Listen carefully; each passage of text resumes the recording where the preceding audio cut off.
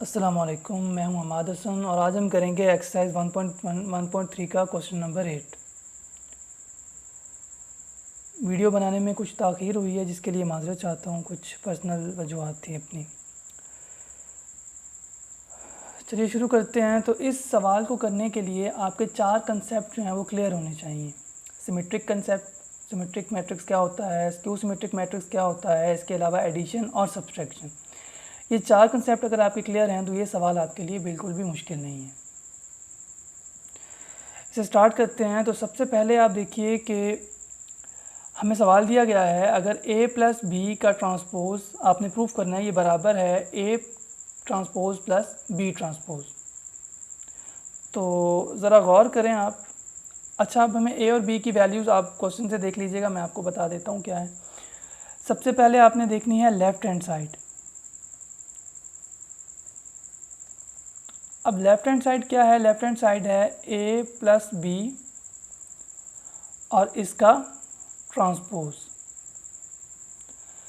सबसे पहले आपने एक स्टेप करना है, यानी आपने स्टेप बाय स्टेप इस क्वेश्चन को करना है। तो सबसे पहले आपने a प्लस बी मालूम करना है। a प्लस बी मालूम करने के लिए इसी तरह से आपने लिख लेना है और सबसे पहले आपने एक ब्रैकेट बनाना है जिसमें आपने एक मैट्रिक्स बनाना है जिसमें आपने a की वैल्यूज़ लिखनी है जो कि हैं 1 0 0 और 1। ये आपको क्वेश्चन में दी गई हैं, ये वैल्यूज़ जो है a की ये आपको क्वेश्चन में दी गई हैं। और प्लस लिख के आपने मैट्रिक्स b लिखना है। तो b की वैल्यूज़ क्या है? 1 1 2 एंड 0। ये हमारे पास b की वैल्यूज़ हैं। अब अगर आप इसको प्लस करेंगे तो आपके पास क्या आंसर आएगा? a plus B is equal to 1, ये 1 यहाँ पर प्लस और ये 1। मैं आपको ये कंसेप्ट बार बार नहीं समझा सकता वक्त की कमी की वजह से, और लेकिन मैं आपको पुरानी वीडियोस में ये सब मिल जाएगा। 2 प्लस 1, इसी तरह से 0 और ये प्लस और ये 2, 0 प्लस 2, इसी तरह से 1 प्लस 0।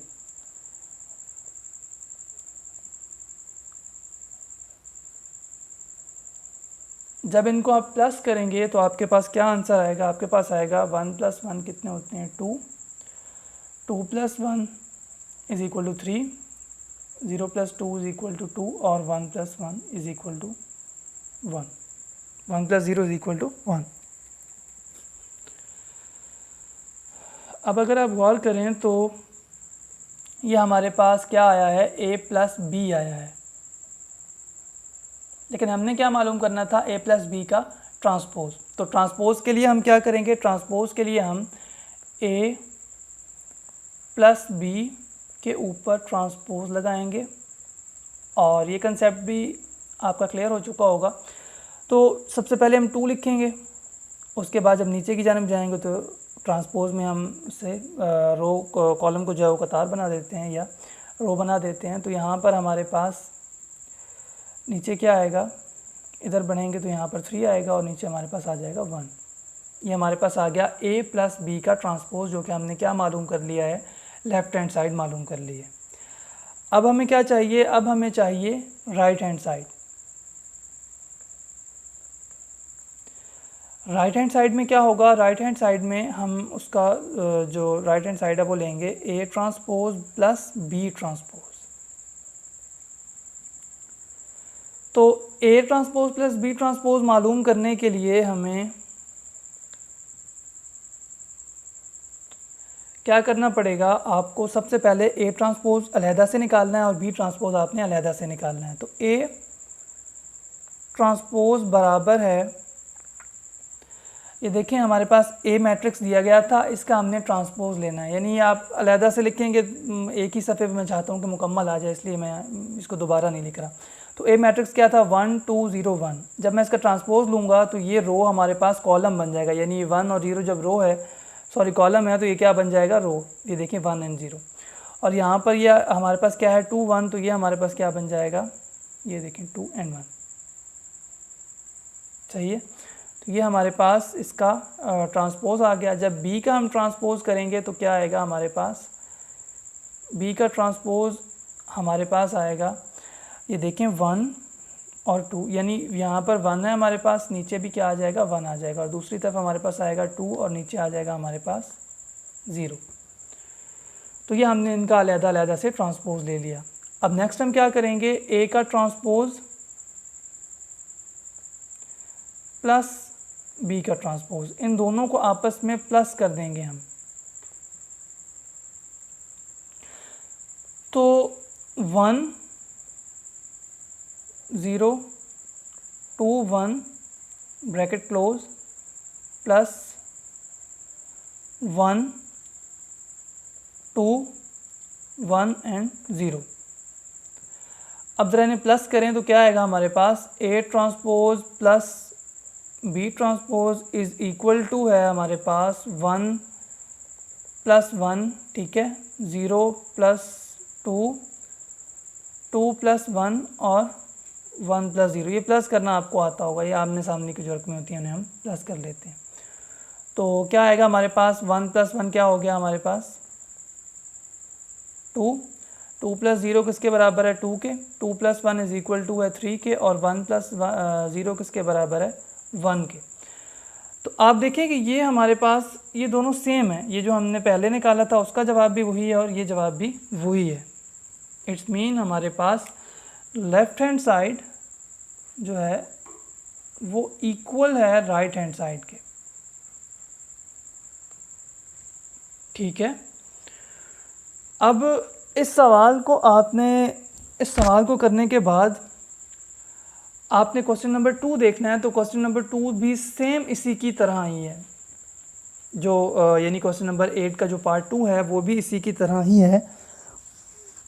उसको मैं आपको दिखा देता हूँ, मैं पहले से ही करके रखा है टाइम की बचत के लिए। तो आप ज़रा देखें कि a माइनस बी का ट्रांसपोज इज़ इक्वल टू है a transpose minus B transpose. यहाँ पर सिर्फ फ़र्क पिछले सवाल से ये है कि वहाँ पर हमें प्लस दिया गया था और यहाँ पर हमें माइनस दिया गया है। तो लेफ़्ट हैंड साइड पहले हम लेंगे, उसमें से पहले a माइनस बी मालूम कर लेंगे, उसे हल करने के बाद ये हमारे पास जवाब आएगा। फिर हम क्या करेंगे, वो जो हमारे पास आंसर आया है उसका ट्रांसपोज ले लेंगे, ट्रांसपोज का हमारे पास ये आंसर आया। फिर उसके बाद हम क्या करेंगे कि राइट हैंड साइड लेंगे, राइट हैंड साइड में हमारे पास a transpose minus B transpose है, तो पहले a का ट्रांसपोज मालूम करें, फिर b का ट्रांसपोज मालूम करें, उसके बाद दोनों को आपस में माइनस कर दें। माइनस करने के बाद हमारे पास ये आंसर आएगा। तो लेफ़्ट हैंड साइड और राइट हैंड साइड आप देखें कि दोनों आपस में इक्वल है। तो ये हमारे पास इसके पहले 2 जूज़ हैं। इसका तीसरा जूज़ करने के लिए हमें एक सवाल दिया गया है कि अगर हमारे पास a प्लस ए ट्रांसपोज जो है हम इसको प्लस करें आपस में, तो इसका जवाब जो है वो सिमेट्रिक, वो जो आंसर हमारे पास आएगा वो सिमेट्रिक मैट्रिक्स होगा। और सिमेट्रिक मैट्रिक्स आप जानते हैं कौन सा होता है।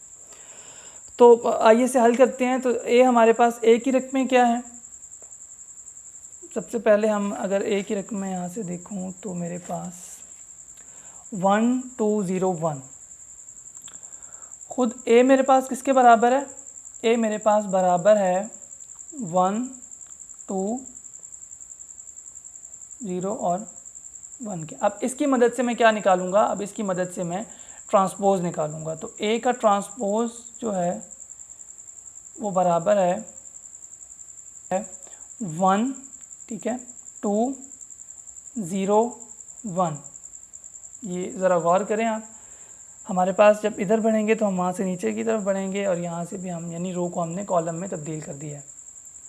अब हमने क्या करना है, इन दोनों को आपस में प्लस कर देना है। तो a plus a transpose equal to है 1 2 0 1। पहले मैंने a की जो वैल्यूज़ हैं वो लिख दी, फिर ब्रैकेट बंद करके मैंने आगे जो a ट्रांसपोज की वैल्यू हैं मैंने वो लिख दी।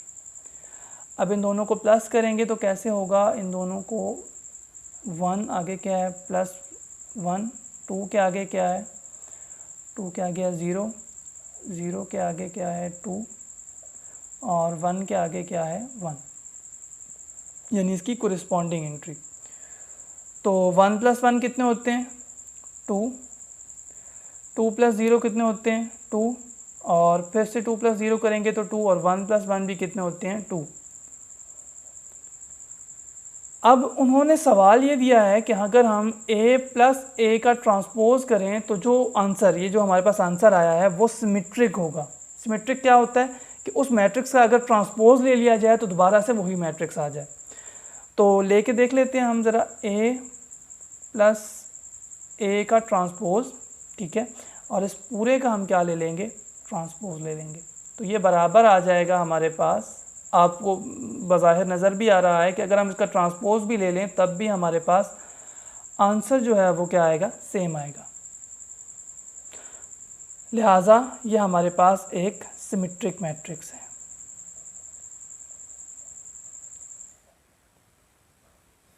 ठीक है, इसी के साथ का हम एक और सवाल करेंगे, क्वेश्चन नंबर, ये देखें हमने पहले सवाल करके रखा था क्वेश्चन नंबर 5। तो इसमें भी वही चीज़ है कि अगर बी का हमारे पास बी प्लस बी का ट्रांसपोज करेंगे तो वो क्या आएगा, सिमेट्रिक आएगा। तो यहाँ पर देख लें आप, बी और हमारे पास बी का ट्रांसपोज हमने मालूम किया, फिर उसके बाद हमने इन दोनों को प्लस किया, प्लस करने के बाद हमारे पास ये आंसर आया। फिर जब हमने इसका ट्रांसपोज लिया तो हमारे पास आंसर ये आया। और इसको आप देखें कि जब हमने ट्रांसपोज लिया इस मैट्रिक्स का तो दोबारा से वही मैट्रिक्स आ गया, लिहाजा हमारे पास ये एक सिमेट्रिक मैट्रिक्स है। बी प्लस बी ट्रांसपोज क्या है, एक सिमेट्रिक मैट्रिक्स है। एक आखिरी यूज़ करते हैं इसका, वीडियो थोड़ी सी लंबी हो जाएगी इसलिए मैंने सवाल तो पहले से लिख के रखे थे। इसका आखिरी यूज़ जो है, आखिरी जुज़ इसलिए कह रहा हूँ क्योंकि एक जुज़ मैं आपके ज़िम्मे लगाऊंगा जो आपने खुद करना है। तो यहाँ पर है कि B minus B transpose is skew symmetric. जब आप B माइनस बी ट्रांसपोज करेंगे तो उसका जवाब जो है हमें स्क्यू सिमेट्रिक मिलेगा। तो सेम वही चीज़ है, आपने सिर्फ इसको पहले आपने पहले B की जो वैल्यूज़ हैं वो लिख लेनी है। तो B की वैल्यूज़ क्या हैं, B की वैल्यूज़ हैं 1 1 2 एंड 0। ठीक है, बी की वैल्यूज़ लिखने के बाद आपने बी का ट्रांसपोज मालूम करना, जैसे हमने पिछले सवाल में किया। तो वो हमने यहाँ एक का ट्रांसपोज मालूम किया था।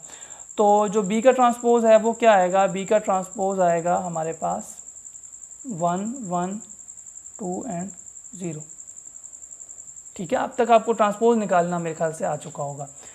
तो अब हमने क्या करना है, पहले हमने ऐड किया था, बस फ़र्क यह है कि अब हम उसे माइनस कर लेंगे। तो बी माइनस बी ट्रांसपोज ये हमारे पास बराबर आएगा, पहले हम इनकी वैल्यूज़ लिख लेंगे 1 1 2 0, ये बी की वैल्यूज़ हैं, और माइनस आगे हमने जो इसका ट्रांसपोज लिया था उसकी वैल्यूज़ लिख लेनी है।